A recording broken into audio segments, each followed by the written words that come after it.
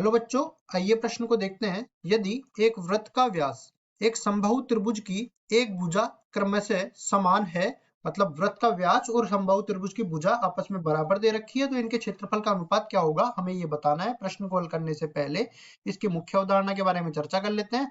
मुख्य अवधारणा, तो यहाँ पे देखिए दो आकृतियां हमें बनानी है। पहला हमें वृत्त के बारे में चर्चा करनी है। वृत्त में ये केंद्र हो जाएगा और केंद्र से परिधि तक की जो दूरी होती है, इसको मैं O बोल देता हूँ, इसको मैं A बोल देता हूँ।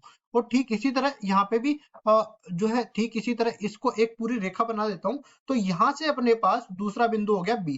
तो हमारे पास परिधि से परिधि तक की दूरी जो केंद्र से गुजरे उसको बोलते हैं व्यास, और केंद्र से परिधि तक की जो दूरी होती है उसको बोलते हैं त्रिज्या। तो यहाँ पे हो जाएगी वृत्त की त्रिज्या इसको ये किसके बराबर है, OA के बराबर है, और R से इसको निरूपित किया जाता है। उसके बाद आ जाता है वृत्त का व्यास जो कि AB के बराबर होगा और यहाँ से D से निरूपित होगा। D बराबर हो जाता है 2 गुणा में R के। उसके बाद देखो आगे हमें वृत्त का क्षेत्रफल की जरूरत पड़ने वाली है। तो वृत्त का क्षेत्रफल इसको हम A1 से निरूपित कर देंगे, जो कि बराबर हो जाएगा पाई R का वर्ग। ठीक है, अब आगे बढ़ते हैं और जो समबाहु त्रिभुज है उसके बारे में चर्चा कर लेते हैं। समबाहु त्रिभुज की विशेषता ये होती है कि त्रिभुज की तीनों भुजाएं आपस में बराबर होती है, और तीनों भुजाएं बराबर है तो ये तीनों कोण भी आपस में बराबर होते हैं और 60 डिग्री के बराबर होते हैं।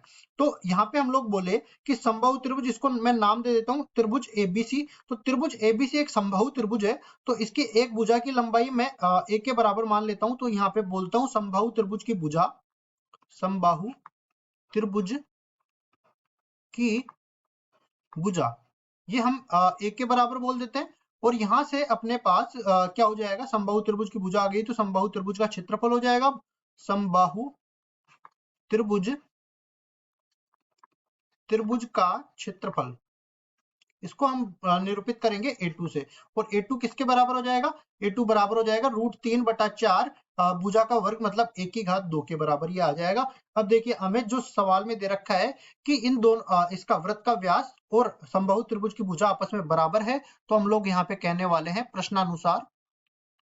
प्रश्नानुसार D बराबर है A के। D किसके बराबर होगा, 2R के बराबर, और ये A के बराबर आ जाएगा। इसको मैं समीकरण नंबर 1 नाम दे देता हूं। अब देखिए यहाँ पे वृत्त का क्षेत्रफल ये हम लोग R के पदों में ले लेते हैं। किसके बराबर आ जाएगा, इसको A1 से निरूपित किया था, ये पाई R स्क्वायर के बराबर आ जाएगा। उसके बाद हमारे पास कौन सा, समबाहु त्रिभुज का क्षेत्रफल, समबाहु त्रिभुज